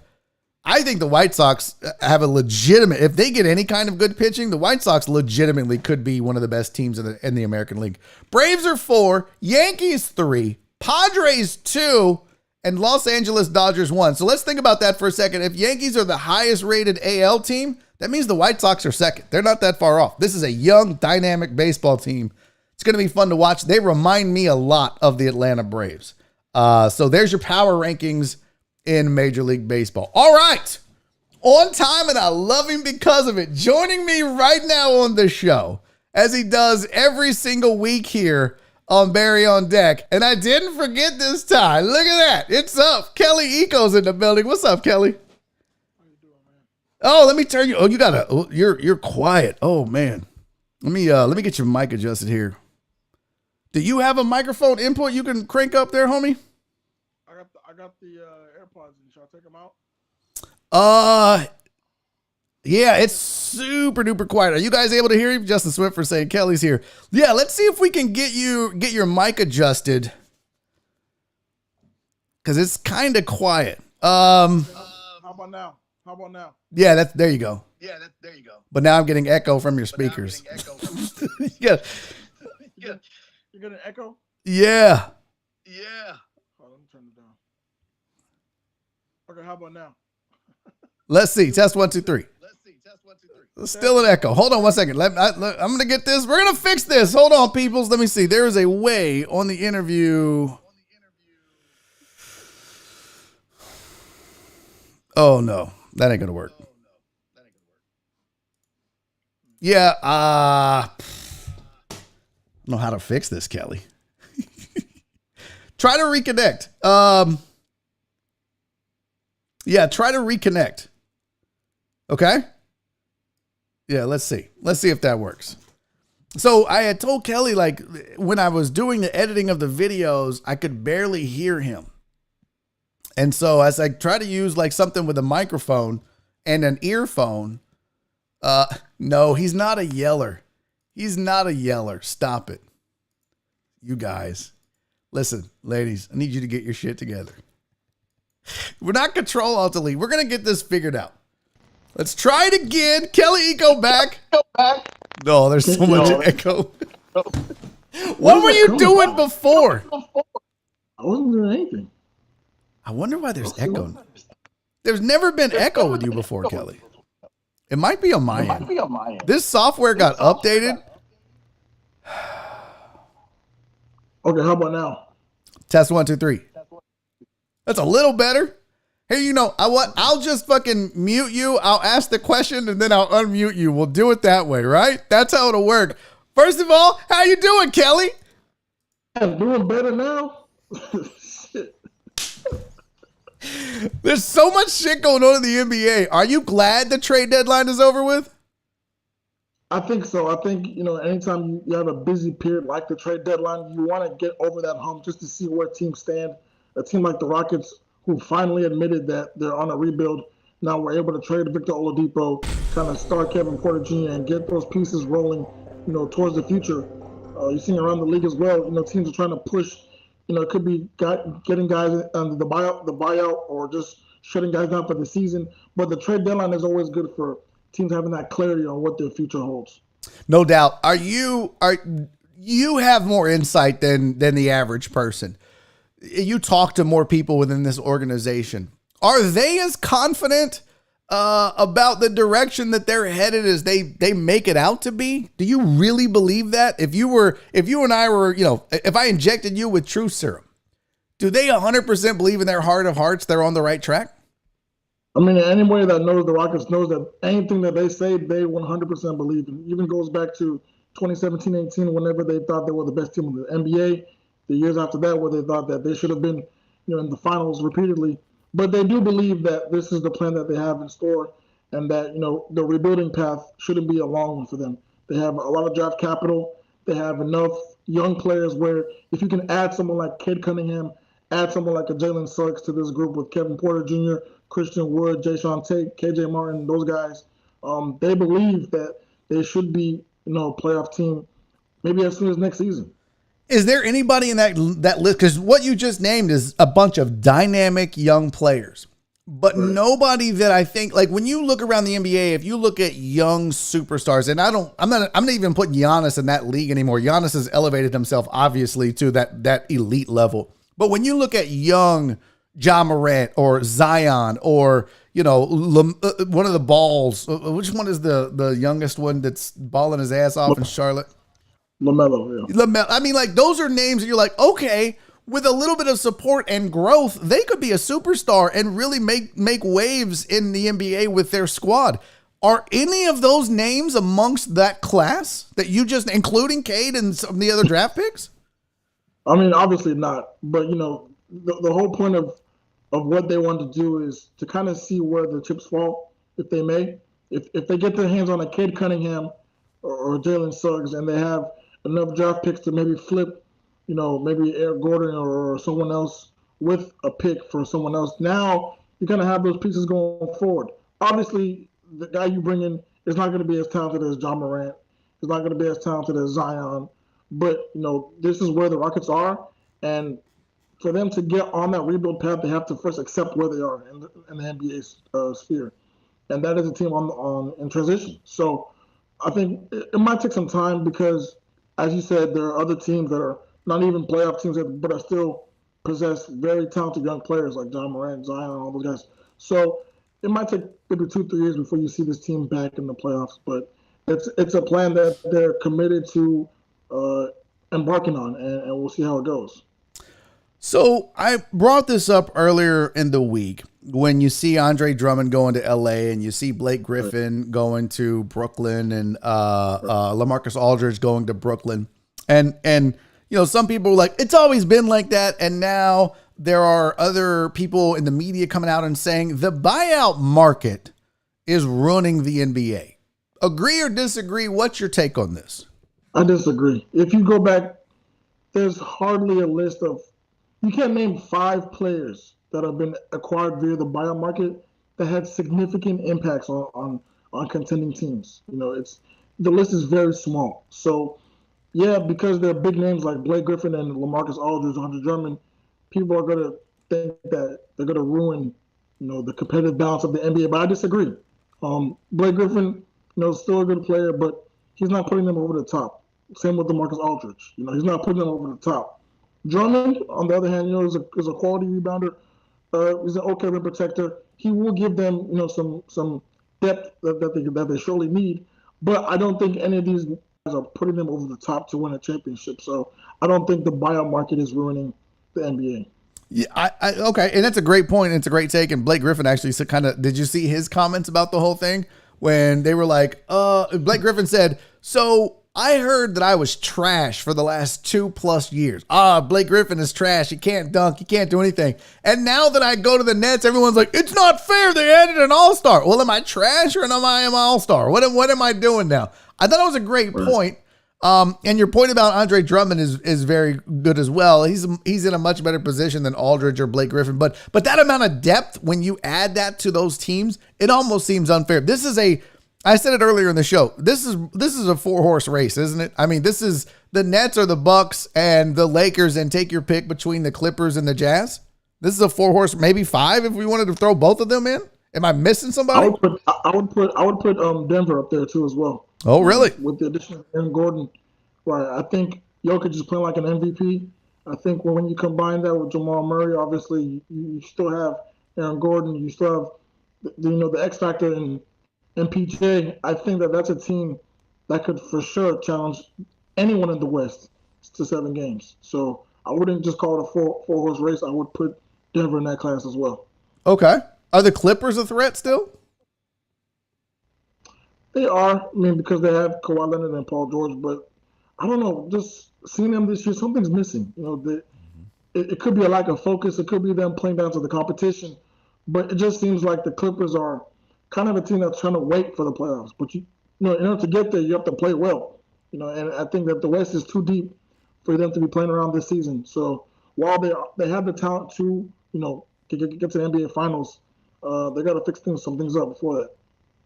So are you watching any NCAA? Are you strictly eyes focused on NBA and maybe just draft picks, or do you keep up with? I kind of have to now.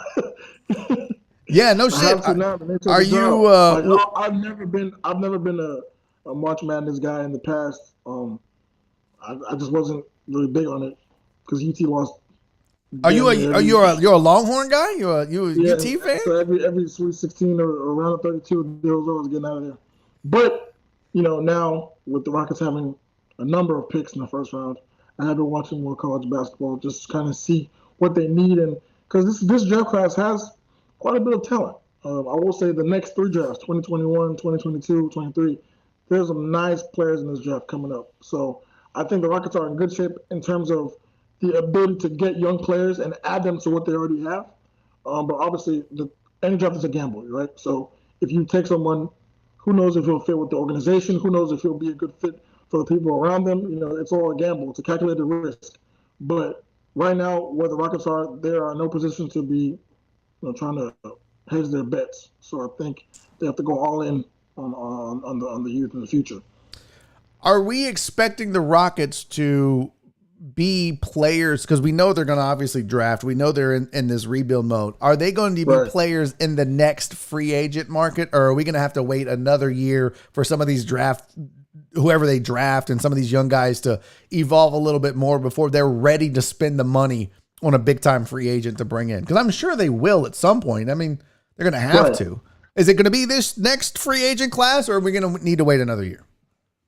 So it's tricky for Houston because now, with the way everyone watches the league, everyone pays attention to what's going on in the NBA, and seeing James leave, seeing Russ leave, seeing PJ leave, if you're a top free agent, what's attracting you to go to Houston? If not just state income tax, turkey leg hut, stuff like that. But overall, basketball wise, if you're a top free agent, there are 10, 15 other better jobs to go to if you want to get to that next level. So I think the only way the Rockets can truly be real is if they have a crap ton of space. So I'm talking about getting off the John Wall contract, getting off the Eric Gordon contract, that kind of money.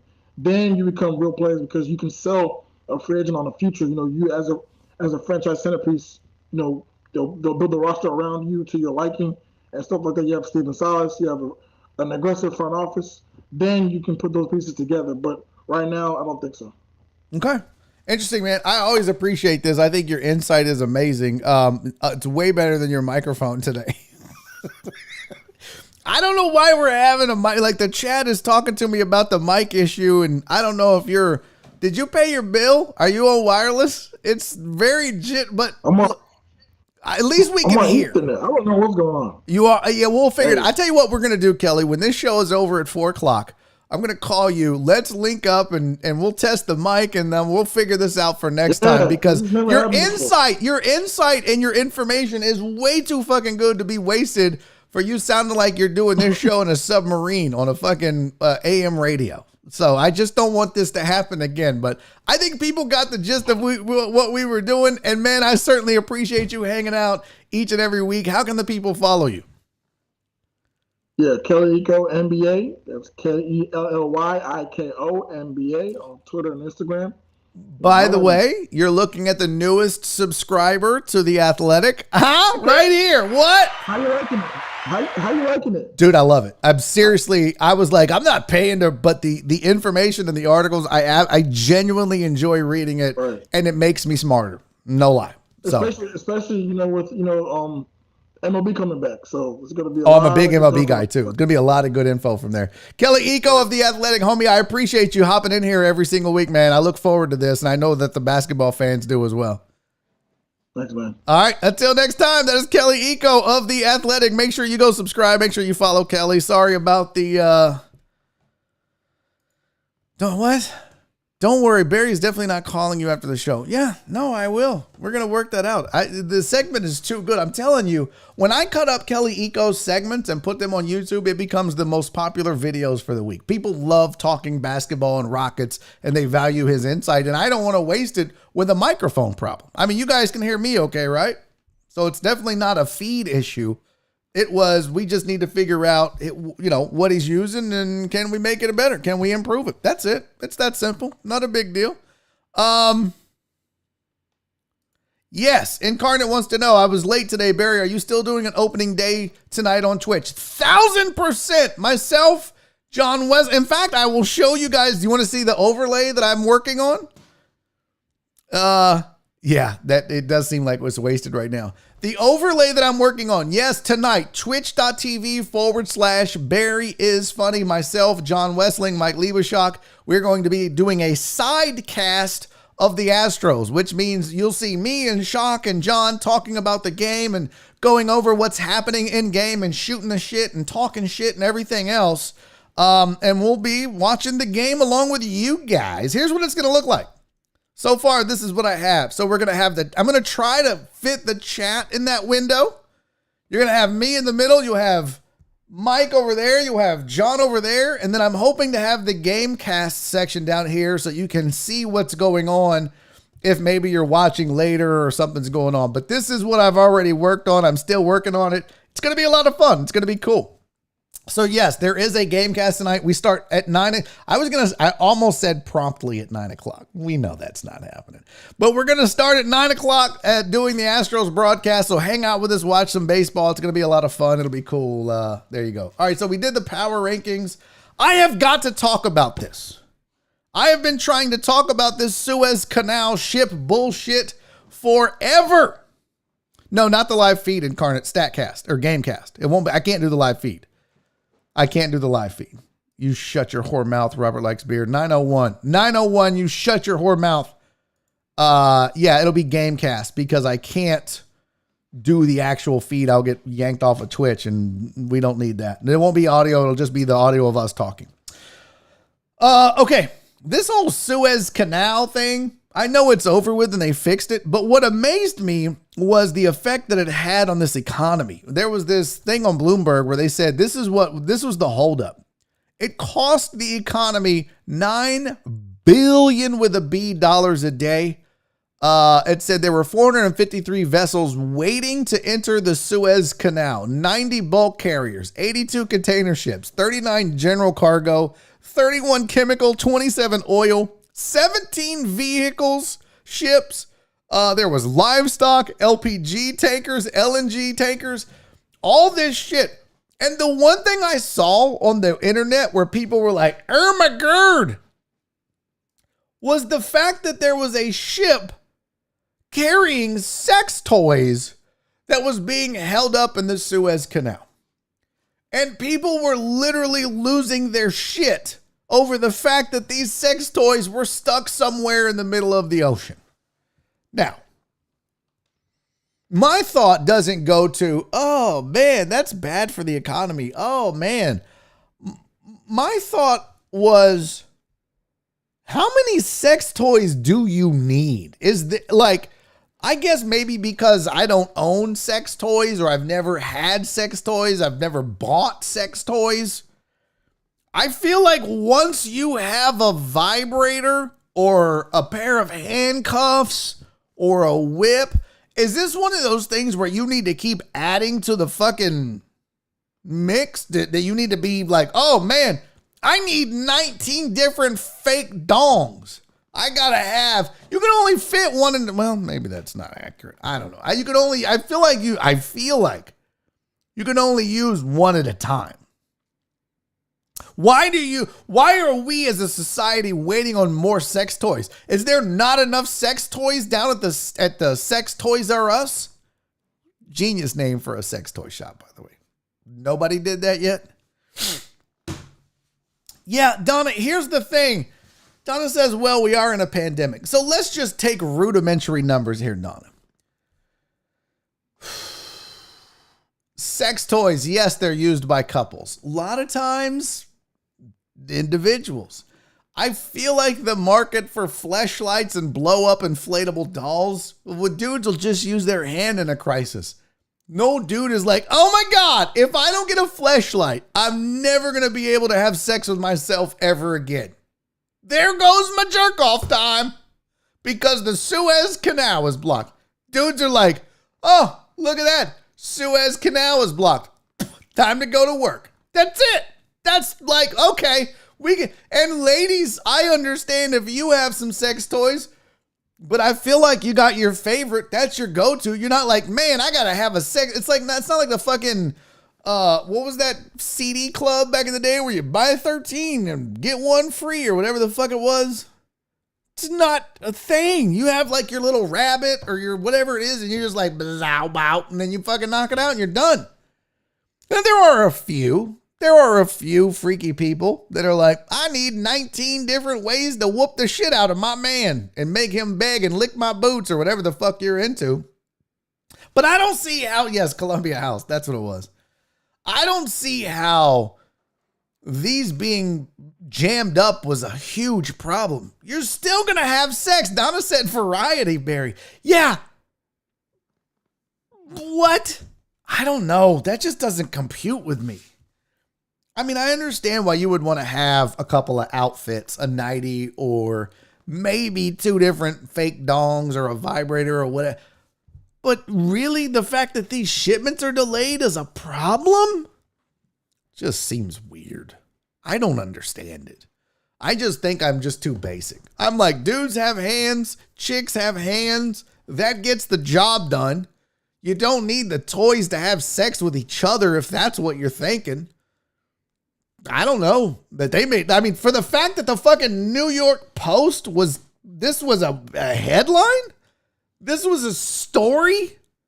By the way, the sex toy thing that they used was fucking disturbing. Let me show you what this looks like. Oh, here we go with this. God damn it, I hate when they do this shit. Why can't I just save an image like a normal human being? Does it always have to be a struggle from this goddamn website? This is what one of them looked like. Warning, I'm about to show you a sex toy. Don't freak out. That.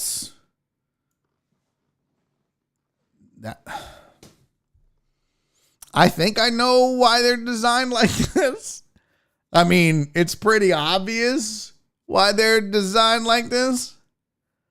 One of those just looks like lipstick. The rest of them, one of them looks like a torture device. One of them looks like a paper clip. So the pink one on the left looks like something that you would use to hold papers together. The one with the shiny stuff looks like that was definitely a torture device, or maybe something to clean your ears out. That small one looks like a lipstick. The top pink one, that looks like a shoehorn. Like you can't get your dress shoes on, so you got to use that. This is just all weird to me. I don't know why you need or have any of that shit to bang it out with yourself or somebody else. Never been that dude. Whatever, but man, the fact that y'all were losing your shit over them being hung up in the Suez Canal. White Magic said that shiny pink one looks like a taser gun. It did look like a Star Trek gun, right? Barry, we can see Oliver's picture in the back. Yeah, I didn't have it full screen. I just threw it on there. That wasn't an official Barry on Deck slide. I just did it like that. That's all. It wasn't meant to be full screen like that. I just threw it up there. See, I can shrink it. Now it's sounding weird. I could go picture in picture. I can grow it. Are we talking about the slide or what are we talking about right now? D-Mata, you eat ass. I'm not taking any sex advice from you. Your breath smells like a butthole.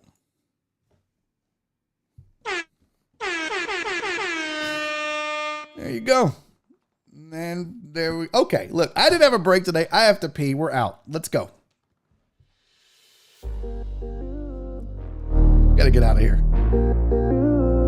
Hey, thanks for hanging out with me. Sorry about the microphone issues with Kelly Eco. We're gonna work to get that fixed.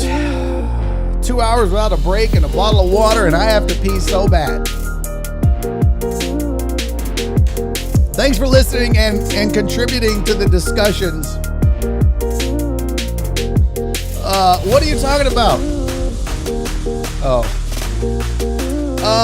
Thanks for the discussion on Twitch versus YouTube. If you have any insight, information, feedback, whatever, send it to me. I value it. I listen to it. I appreciate it. So, tomorrow's Friday. Jerome Solomon joins me. Hopefully we'll have more sports to talk about. Certainly we'll have opening day to discuss and some basketball and everything else. So do like Aaron J. Bryant said, click that thumbs up. Appreciate you. See you tonight on Twitch, twitch.tv/Barry is Funny. The broadcast is going to start at 9 o'clock. First pitch is 9:07, and we're going to go until the final out. John Wessling, Mike Liebeshock, myself, doing a sidecast of Astros opening day. Should be a lot of fun. I hope you'll come hang out with us.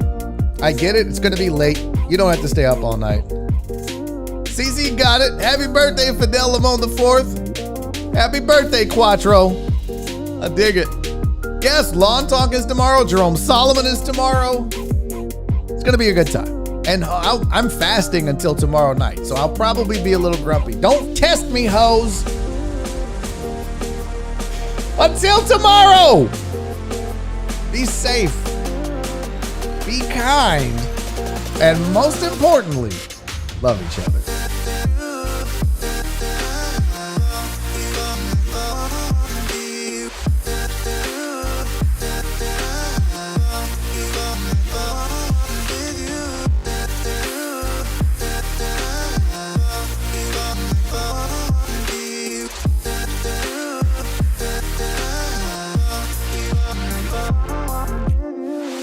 And he's making a YouTube video!